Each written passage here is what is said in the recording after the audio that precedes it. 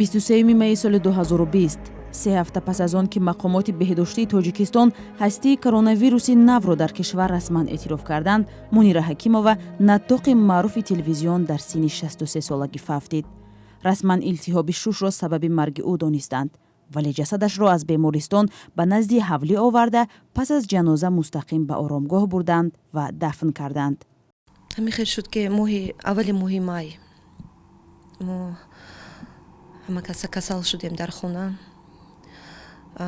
از همین سر شد که فشارم بلند شد. ما بین 5 روز به ما شفا یافتیم، اما مادرم بعد از 2 روز دیگر باز تپشون بلند شد. تبابت کردیم هم در خانه، بعد نشد ما به بیمارخانه رفتیم. 10 روز خوب کردن، می رفتیم خبر می گرفتیم، خوراک می بردیم، لیکن افسوس. برای موزونه که در یک خانه با پدر و مادر زندگی میکرد، مرگ مادر خیلی سنگین بود. هنوز هم باور نمی کند که مادری مهربان و رهبلدی همه کارهایش دیگر کنارش نیست. همین 3 ماه به یگان کار دست زدن نمی توانستم، لیکن خودم رو به دست گرفتم. برای چی؟ برای اینکه مادرم در اویلا هممون اتفاق بودیم، یعنی که از یکدیگر با خبر بودیم و من فکر کردم که ما باید به همین رویه رویم. یعنی که چقدر که در وقتی مادرم اویلای اتفاق بود همین خیر رفتن گیرد.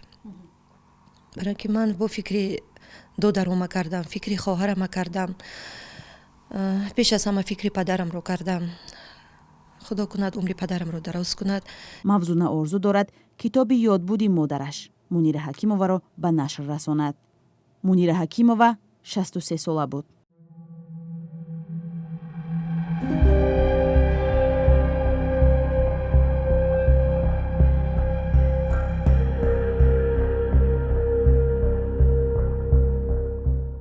در همان روز 23 مای خمار رحیمجانوی 67 ساله در بیمارستان استقلال درگذشت. این مرگ بود که دختر او روزنامه‌نگار و ترانه‌نویس شناخته شاعره رحیمجان را غافلگیر کرد. شاعره خود نیز بیمار بود. من دقیقاً بعد از تحلیل‌های دور و دراز به خلاصه آمدم که مادر من پای نکوید بلکه از ترس از دنیا رفت. چون که من یک زنی پر از جسارت، یک زنی پر از مبارزه رو دیگر در حالت تسلیم می‌دیدم و در پایین هر بار که نفر فوت میکرد، وقتی نزدیکانش فریاد میبرداشتن، مادر من زیاد میترسید و من از این ترس داشتم که وقتی من نزدیکانم اگر خبر میدیم آنها فریاد میبردارن، بالا نفرانی که خیلی زیاد بیمارانی که در حالتی دست به گریبان شدن با مرگ هستند، آنها هم میتوانند بترسند و از دنیا بروند. روزهای کرانتین که اکثر مردم از خانه بیرون نمیشدند، شاعره رحیمجان از طریق آنلاین در صفحه فیسبوکیش برای تسلای دل مردم محفل‌های شعر و ترانه برگزار میکرد تا آنکه کرونا ویروس او را هم از پای افکند و به بیمارستان کشاند. خیلی مشکل پس سر کردم. اون دردها، اون سوزش استخوان، یعنی که تاثیر شدید این بیماری بالای عصب من، این حالتو من حتی از آشنای چهارمی بیمارخانه میخواستم خودم رو به بیرون افکنم. این حالت 2 بار بود. یک بارش خیلی جدی بود که من دیگر زندگی کردن نمیخواستم و همین هنگام دخترم هلاله که او هم سیرایت گرفته بود از من این بیماری رو، در یک حجره با من خواب بود. چشمم به او افتید که نوری مهتاب از تیریزه پورا در روی او میتافت و چشمم چون به او افتاد، من گفتم این دخترم به من چگونه زندگی میکرده باشه. پس از آن که خودی شاعره تبابت شد و مادر را از دست داد، ولی زحمت طبیبان را در آن شب و روز نادیده نگرفت. پیام پاک مهرآور ز سینای شفا آور، ببوسم دست سحرآور طبیبی از خدای من.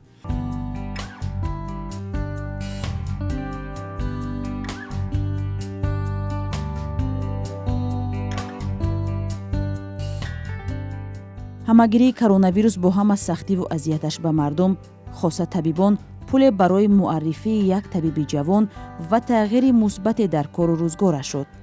محمد حسینوف، فلچر شعبه یاری تجلی بیمارستان استقلال، дар он рӯзҳои сангини аввали пандемия дар тоҷикистон пас аз шабҳои дарози навбатдории беистироҳат сари эҳсосот аз табибон дар шабакаҳои иҷтимоӣ даъват кард ки дар ин рӯзҳои мушкил нагурезанд ва ба кӯмаки мардум шитобанд. мардумро бо ин бемории қотил танҳо нагузоранд. ба ин даъвати ӯ бо чашмони гирён мардуми зиёде вокуниши мусбат карданд. росташ гӯям ӯ рӯзҳо рӯзҳои ҳасос буданд.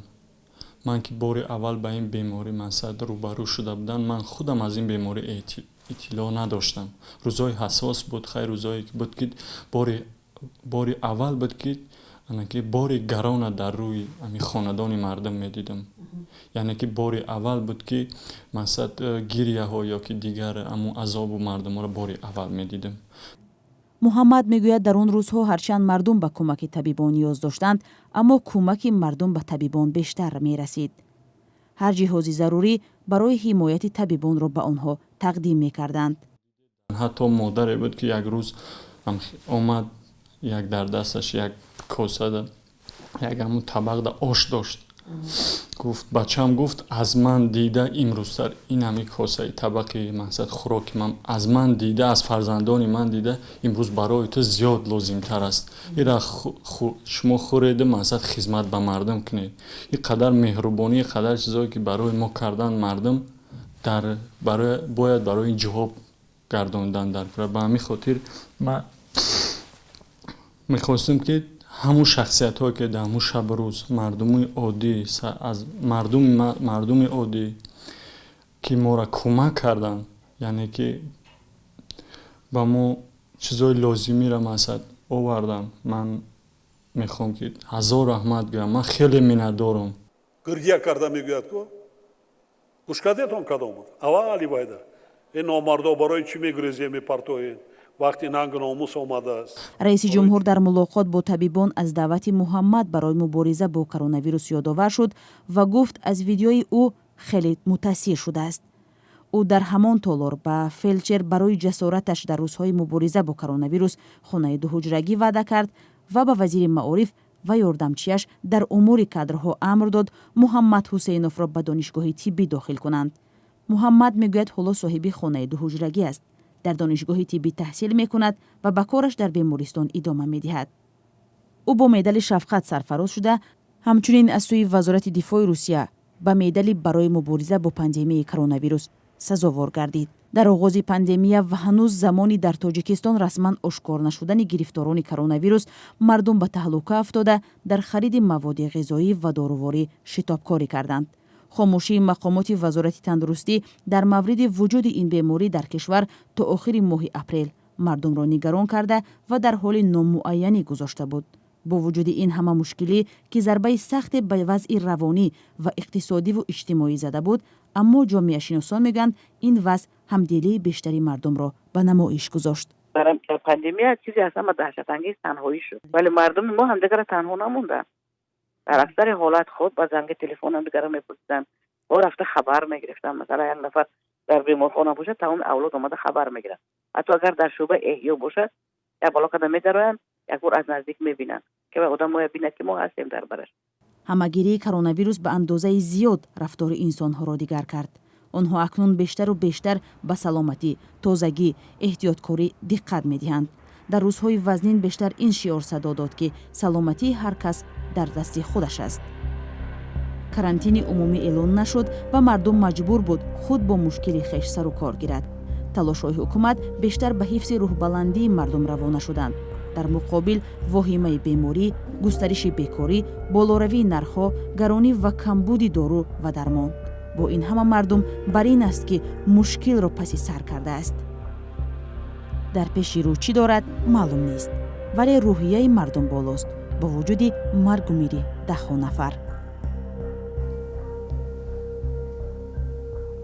намеояд ба мисли ту дигар як булбуле дар боғ.